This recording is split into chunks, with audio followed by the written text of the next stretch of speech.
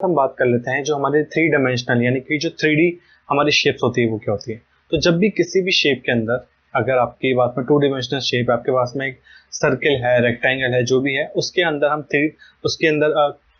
Three dimensional करते हैं तो वो 3D शेप बन जाती है। आपने डे टू डे लाइफ के अंदर 3D शेप्स को बहुत बार देखा होगा, लेकिन कभी भी आपने उनको मेजर नहीं किया होगा कि किस तरीके से ये आपको विजिबल हो रही है।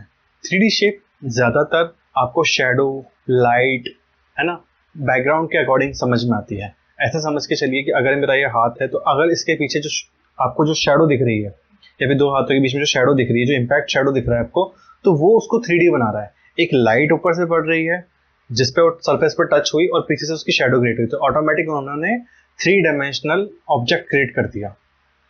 वो 3D हमारी शेप हो गई, 3D ऑब्जेक्ट हो गया। इसको हम एग्जांपल से समझते हैं कि आप प्रैक्टिकल के लिए आप एक बॉल लीजिए, ठीक है, बॉल लीजिए, रबड़ लीजिए, कुछ भी ले लीजिए।